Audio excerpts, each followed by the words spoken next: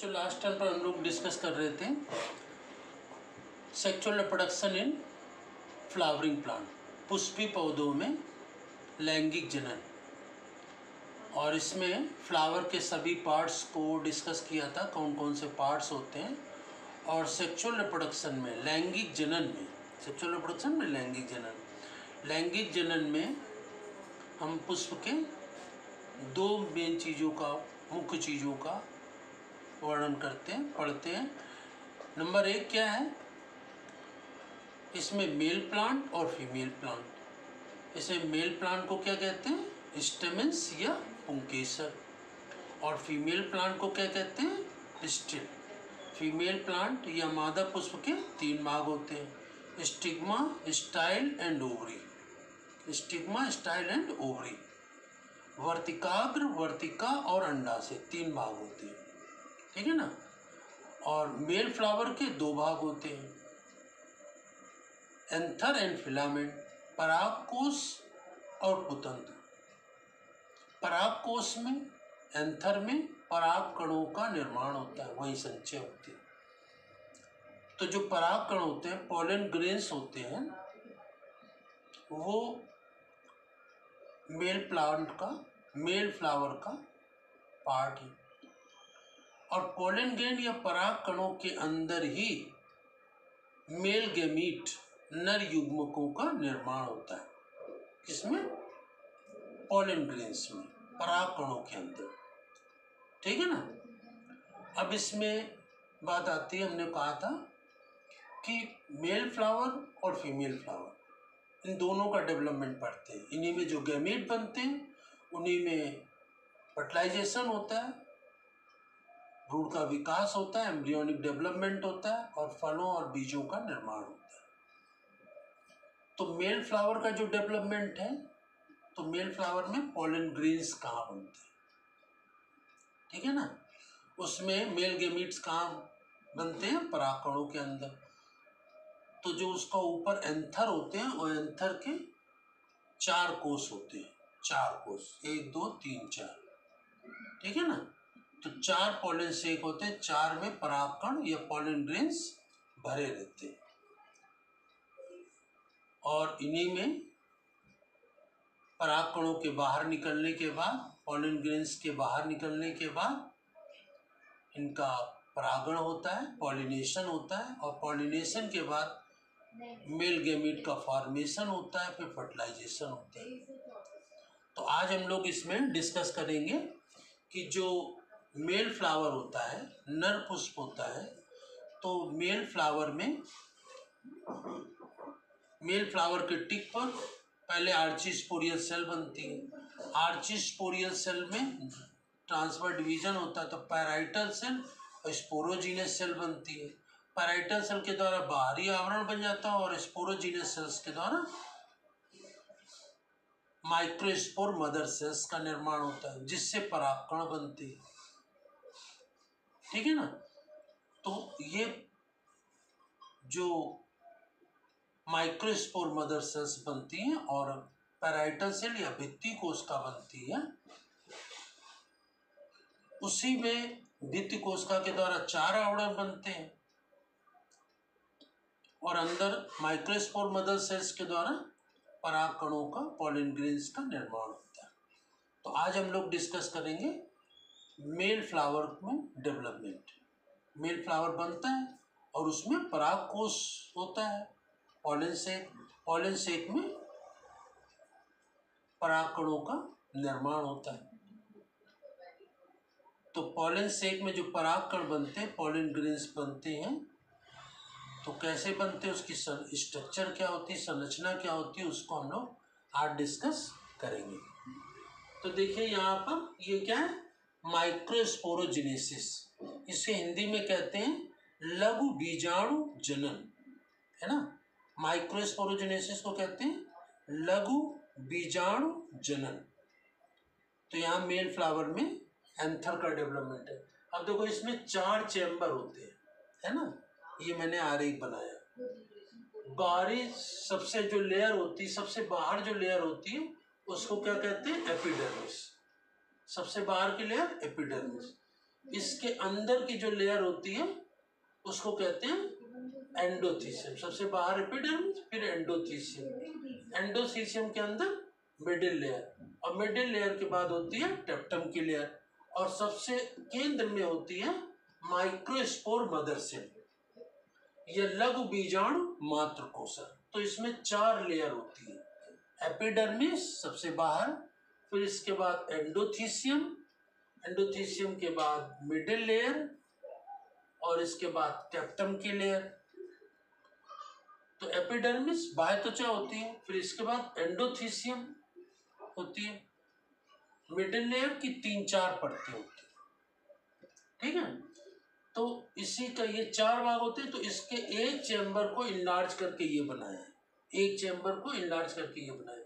तो इसमें क्या है, सबसे बाहर एपिडर्मिस, फिर एंडोथीसियम, फिर मिडिल लेयर, और फिर टेप्टम की लेयर, और फिर ये माइक्रोस्पोर मदर सेल्स। यहाँ पर ये लिखा हुआ है सबसे बाहर एपिडर्मिस, फिर इसके अंदर की लेयर जो ये वाली है ये क्या है, एंडोथीसियम, इसमें हेयर लाइक स्ट्रक्चर्स होते हैं।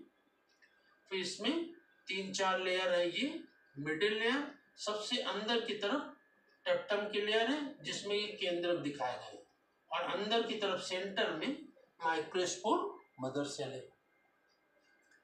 अब इसी का ये microspore mother cell, microspore mother cell, एक माइक्रोस्पोर मदर सेल से 4 परागकण या पोलन ग्रेन्स बनते हैं। तो इसमें जो माइक्रोस्पोर मदर सेल बहुत सी है, तो एक माइक्रोस्पोर मदर सेल में रिडक्शन डिवीजन, अर्धसूत्री कोश का विभाजन होता है, ठीक है ना।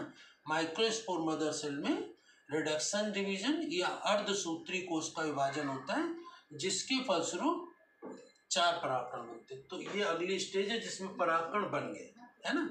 इसमें भी सबसे बाहर की लेयर एपिडर्मिस, फिर एंडोथीसियम, फिर मिडिल लेयर, और ये परागकण बन गए। ये यहाँ पर जो टेप्टम की लेयर है ये नष्ट हो जाती है, क्योंकि टेप्टम की लेयर का काम होता है ये परागकण, ये पोलन ग्रेन्स का पोषण करना, उसको भोजन देना, ठीक है ना। तो जब परागकण पोलन ग्रेन डेवलप हो जाते, पूरे से विकसित हो जाते हैं, तो जो टेप्टम की लेयर होती है वो नष्ट हो जाती है। तो इसमें क्या है, बीच बीच में ये सेल्स दिखाई गई है ना, बीच बीच में सेल्स दिखाई गई, और बीच बीच की सेल्स क्या हो गई, नष्ट हो गई।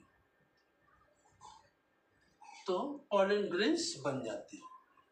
टेप्टम की लेयर बीच बीच में होती, बीच बीच में नष्ट हो जाती है। तो इसमें 3 लेयर परमानेंट बनी रहती है, एपिडर्मिस, एंडोथीसियम, मिडिल लेयर। और टेप्टम की लेयर जो पोषण करती है, भोजन देती है पोलन ग्रेन्स को, वो लगभग नष्ट हो जाती है, कुछ सेल्स बचती है, ठीक है ना। पोलन ग्रेन्स में, पोलन ग्रेन्स में 2 लेयर होती है ना।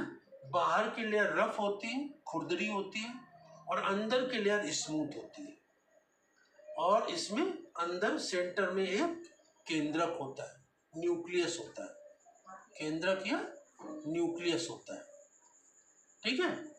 तो ये केंद्रक या न्यूक्लियस होता है। ये तो पोलन ग्रेन बाहर निकल गए।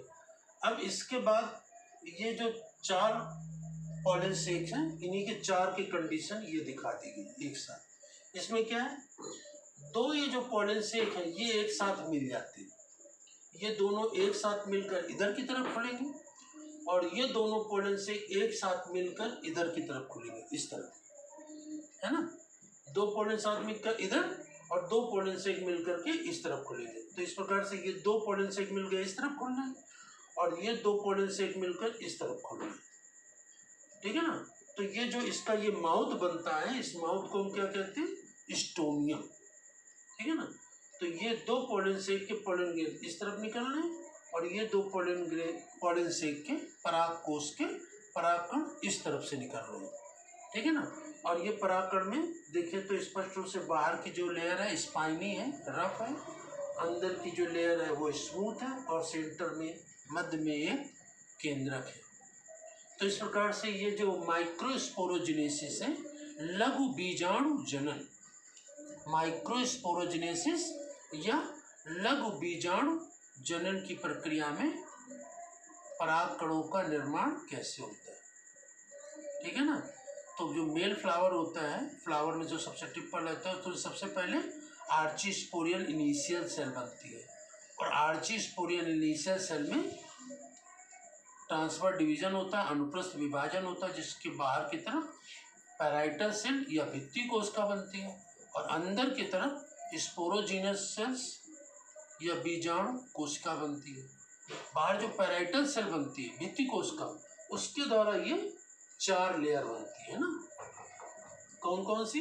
एपिडर्मिस, एंडोथीसियम, मिडिल लेयर और टेप्टम की लेयर, ये 4 लेयर बनती है, ठीक है ना। और अंदर की जो स्पोरोजीनस सेल होती हैं वो माइक्रोस्पोर मदर सेल्स का निर्माण करती है।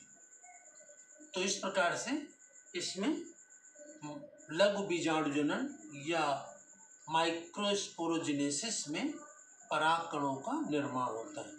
अब ये पराग कण जहाँ बन जाते हैं तो ये बनने के बाद क्या होता है, इनका परागण होता है। परागण या पॉलिनेशन, पॉलिनेशन या परागण में क्या होता है, ये परागकण एक पुष्प या फ्लावर से निकल करके उसी पुष्प या दूसरे पुष्प के फीमेल फ्लावर के स्टिग्मा पर पहुंचते हैं। इसी को हम परागण कहते हैं, पॉलिनेशन कहते हैं, ठीक है ना। Transformation of pollen grains from pollen sac to stigma is known as pollination। तो पॉलिनेशन में परागकण पॉलन सेक या परागकोश से निकल करके मादा पुष्प या फीमेल फ्लावर के स्टिग्मा या वर्तिकाग्र पर पहुंचते हैं। इसी को हम परागण या पॉलिनेशन कहते हैं। और ये परागण की क्रिया हवा के माध्यम से पहुंचते हैं या किसी कीड़े के माध्यम से पहुंचते हैं, उड़ने वाले कीड़े या पक्षियों के माध्यम से पहुंचते हैं। तो किसी माध्यम से भी ये परागकण या पॉलन ग्रेन्स एक फ्लावर से उसी फ्लावर के स्टिग्मा पर या दूसरे फ्लावर के स्टिग्मा पर फीमेल फ्लावर पर पहुंचते हैं। हवा के द्वारा भी पहुंचते हैं, पानी के द्वारा भी पहुंचते हैं, कीड़े मकोड़ों के द्वारा भी पहुंचते हैं, पक्षियों के द्वारा भी पहुंचते हैं, दूसरे कई प्रकार के एनिमल्स के द्वारा पहुंचते हैं। तो ये परागण की क्रिया इसके बाद होती है, ठीक है ना। तो इस प्रकार से जो पॉलन सेक होता है उसका अनुप्रस्थ काट करें तो ये 4 सेक्शन बनते हैं और इसकी 4 लेयर होती हैं। अंदर की देखें, एक को इनलार्ज करके बना दिया, एपिडर्मिस, एंडोथीसियम, मिडिल लेयर और टेप्टम की लेयर, सेंटर में माइक्रोस्पोर मदर सेल, ठीक है ना। इसको और इनलार्ज करके डेवलप पार्ट बनाया तो इसमें एपिडर्मिस, एंडोथीसियम, मिडिल लेयर तो रहती है और टेप्टम लेयर भोजन देने के कारण, पोषण करने के कारण, न्यूट्रिशन करने के कारण वो लगभग नष्ट हो जाती है और पॉलन ग्रेन डेवलप हो जाती है और पॉलन ग्रेन्स बाहर निकल जाती है, ठीक है। और इसमें 2 पॉलन से एक साथ मिल जाते हैं, एक तरफ खुलते हैं, और 2 पॉलन से एक साथ मिल जाते हैं और एक तरफ खुलते हैं। तो ये दो पॉलन से मिलकर इस तरफ खुल गया, 2 इधर खुल गए। और जो ये माउथ बनता है जिसके द्वारा पॉलन ग्रेन्स बाहर निकलते हैं, इसको हम लोग क्या कहते हैं, स्टोमियम या माउथ। इंग्लिश में माउथ कहते हैं और वैज्ञानिक भाषा में माउथ को ही स्टोमियम कहा जाता है। तो ये पॉलन ग्रेन्स बाहर निकल आते हैं। तो ये जैसे पेपर में आता है, व्हाट इज माइक्रोस्पोरोजिनेसिस या लघु बीजाणु जनन क्या है, व्हाट इज माइक्रोस्पोरोजिनेसिस या लघु बीजाणु जनन क्या है। तो लघु बीजाणु जनन की प्रक्रिया में ये पॉलन ग्रेन्स का हम लोग डेवलपमेंट दिखाते हैं, ठीक है ना। तो आप लोग ये ध्यान रखेंगे और इसको जब भी आएगा ये लॉन्ग क्वेश्चन के रूप में, इसमें डायग्राम भी आपको बनाना पड़ेगा, ठीक है ना। शॉर्ट में पूछा होगा लघु बीजाणु जनन क्या है, वह ये व्हाट इज माइक्रोस्पोरोजिनेसिस। तो पराग कणों की निर्माण की प्रक्रिया को हम माइक्रोस्पोरोजिनेसिस या लघु बीजाणु जनन कहते हैं, ठीक है ना। और यदि ये क्वेश्चन 2 नंबर का होता है, 3 नंबर को, तो इसको डायग्रामेटिक पूरा समझाते हैं और क्रम से पहले ये डायग्राम बनेगा, दूसरा ये ना, तीसरा ये और चौथा ये बनेगा।